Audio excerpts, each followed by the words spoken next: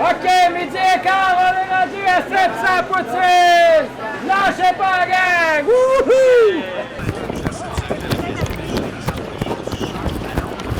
Ben non, ça va bien parce qu'elle va là-bas, puis tu sais, elle va leur mettre tout de suite quand ils arrivent, ils leur disent combien, puis... Ouais, c'est ça.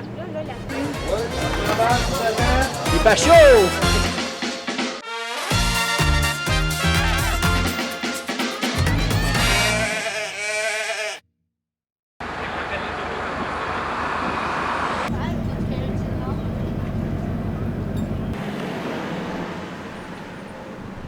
Le feu, c'est sûr que c'était une épreuve difficile.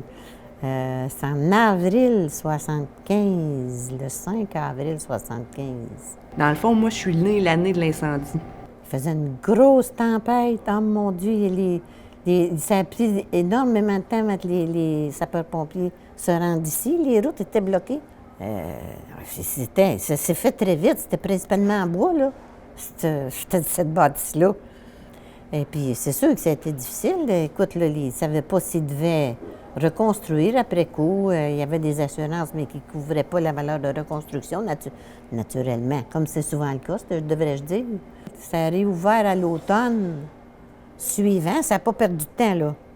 Quand ils se sont dépêchés de reconstruire à l'automne pour réouvrir, parce que tous les clients avaient hâte de remanger la bonne pizza de mon oncle Jimmy et ma tante Catherine, la première personne qui est rentrée dans le bâtiment à l'inauguration, c'est moi parce que je venais de naître. Puis mon père m'a rentré à bout de bras dans le restaurant comme pour porter bonheur au commerce. Il était superstitieux un peu, mon père. Mais en tout cas, finalement, je pense que ça a fonctionné, là. Mais la file d'attente pendant tous les jours, pendant 2 mois, 3 mois.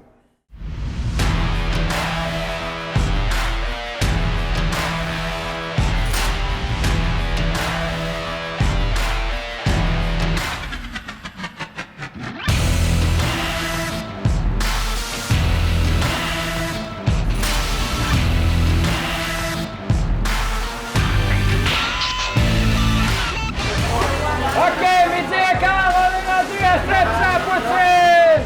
Lâchez pas, gang! Wouhou!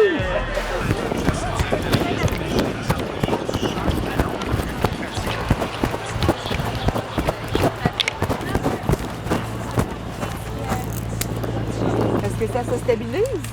Oui, là, on pogne une routine, là, avec... Ça va mieux, parce que, tu sais, payer en argent, c'est comme le monde était placé tout en argent, c'est sûr. Bien, c'est parce que les autres éditions, c'était argent comptant, fait que... Oui, c'est ça. Mais c'est correct, là. C'est juste que là, en bas, je fournissais plus, là. Là, ça, regarde, c'est des factures que le monde n'a pas pris, là, que j'ai mis là. J'aurais besoin des alertes 2, s'il vous plaît, à commande au volant. Ouais, c'est parce que sinon, elle va les voir là-bas, puis elle met direct la pancarte avant. Fait qu'après ça, moi, je préparais mes factures. Au début, c'est moi qui donnais les factures quand le monde arrivait là, mais là, on a pris du retard. Là, Danaï donne les factures, elle met les alertes. OK, bien, si c'est le meilleur setup, c'est correct. Ben non, ça va bien parce qu'elle va là-bas, puis tu sais, elle va leur mettre tout de suite quand ils arrivent, ils leur disent combien, puis... c'est ça.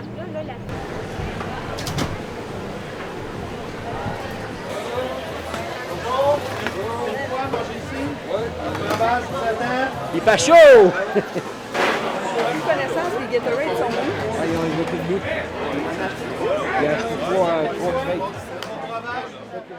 L'alerte Poutine, ça, c'est quelque chose. L'idée est venue de Dine, c'est sûr, Monsieur Projet.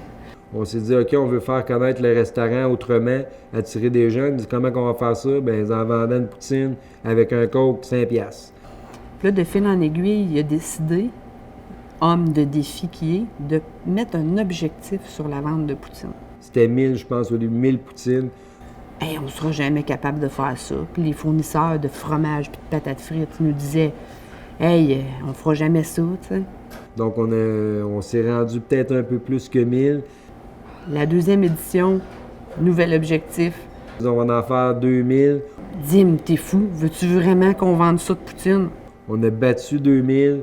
On a eu une troisième, c'est ça, la troisième édition. Bien, encore plus. Puis là, cette année, pour le 60e, bien, on vise 5000.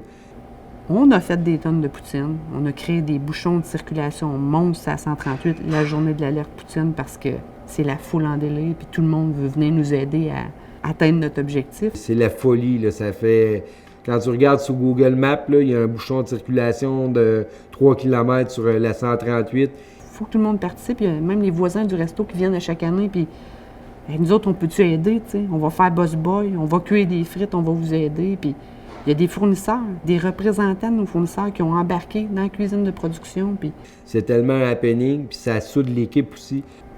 je vous dis que le soir, un coup qu'on ferme boutique, là, on se couche pas, on dort.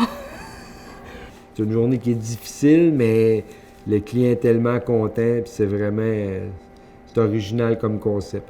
Donc cette année, là, on vise 5000 poutines dans la journée.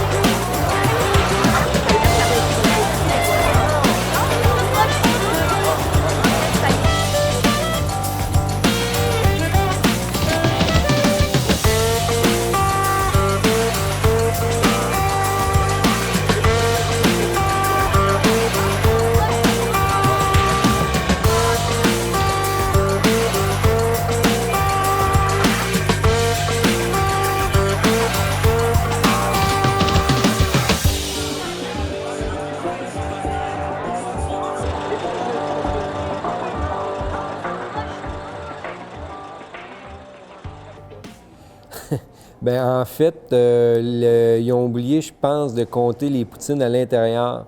Fait que nous, on avait un compteur qui était relié sur des téléphones, puis ils ont pas pris le compteur n'a pas pris les prises en charge à l'intérieur. Fait que quand on a fait le décompte à l'extérieur, on était peut-être à 4500 ou 600 de mémoire. Puis finalement, quand ma sœur est rentrée dans le système Maître D pour voir vraiment les factures qu'on avait sorties, on était à 4995 ou 14. Puis nous, on avait décidé à l'extérieur d'arrêter puis de refuser des clients parce qu'on se disait, il est rendu 8h30, il en manque 400, on le fera pas, alors qu'on était rendu là.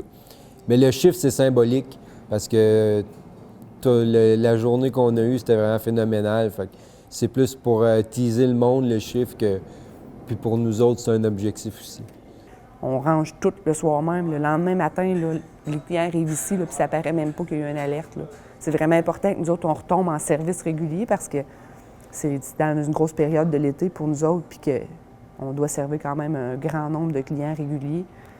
Moi, je le referais, mais là, je suis pas tout seul à décider. Fait que je vais dire oui, mais c'est pas sûr que ça passe au conseil. Je pense que c'est pas le bon moment pour réfléchir à ça. On va commencer par sortir de l'été. C'est pas dit qu'on va pas renouer une prochaine fois dans les prochaines années, mais ça reste à voir.